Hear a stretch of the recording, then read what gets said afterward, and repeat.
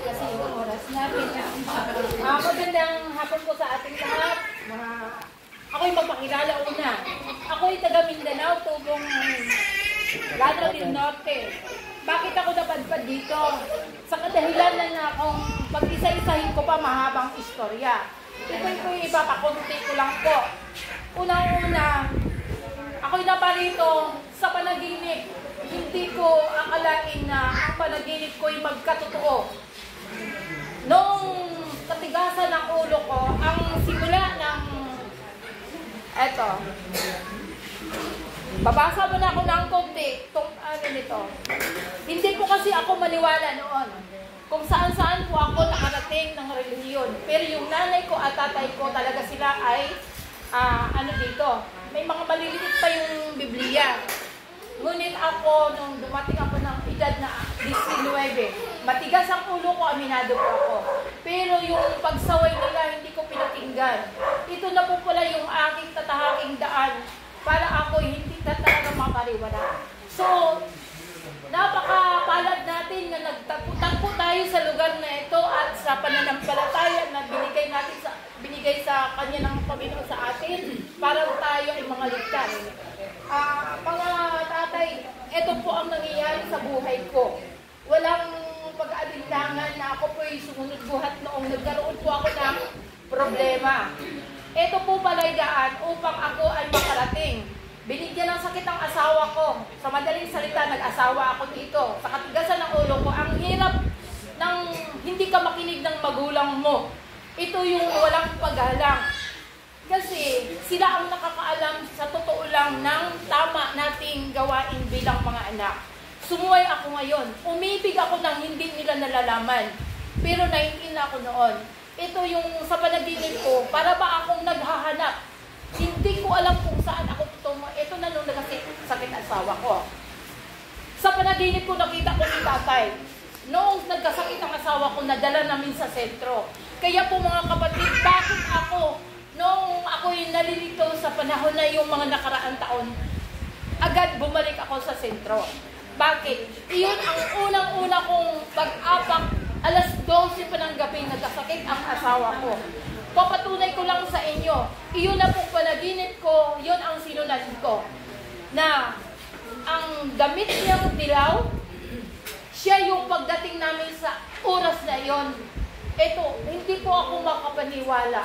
Pero doon na po, ulit ang katigasan ng ulo ko, yung mga sinasabi ng mga banal na espiritu na narinig ko na, ngunit hindi ko pa tinanggap sa sarili ko. Dahil matigas nga ang ulo. 1 year, 2 years, bago po ako nasubukan muli ng sobra-sobra. 5 atake. Pero yun ang ipagmanalmalaki ko sa aking sarili na wala akong ginamit na anumang medisinang gamot. Kundi yung tinuro po sa mga banal na espiritu sa ni tatay, mabuti pa kayo at nahawakan kayo agad. Yun ang hanggang ngayon ipapatunay ko. Salita lang ng pastor at narinig ng asawa ko. Hanggang ngayon, dala-dala pa niya, pagmalaki pa niya na para siyang nabunutan ng bako sa kanyang dibdib para siya makapagsalita, makaginhawa ng mga oras na yun. Wala kami sa kanyang piling ng mga panahon na yun. Sumama man ako sa Minalin, ngunit ito yung pusong mandaraya eh. Totoo, ako'y naging tapat. Ngayon pa po ako, panahon na, kasi sinabi po ng mga banal na espiritu eh. Kung ikaw sanga, o tanga pa, sanga, paano ka lumago kapag malayo ka sa puno? Yan ang pagkatandaan ko, yung mga sinasabi, yung mga revelasyon po ng mga banal na espiritu, na hanggang ngayon, hindi ko napakahalaga po nga pakinggan natin. Sinabi po ng mga nauna, patayin natin, itakwil natin yung mga mali nating gawa noon. Yung makamundo nating kaisipan. Nandito na po tayo bilang mga anak ng Diyos. Tayo'y napaloob na sa kanyang pakpak. Naway magsihayo tayo na dala-dala natin ang katotohanan na kanyang tinuro sa atin. Naway magliwanag sa atin, sa bawat isa, sa atin na naririto ngayon nga nakapaloob na sa pakpak ng Panginoong Diyos na dakilang Ama.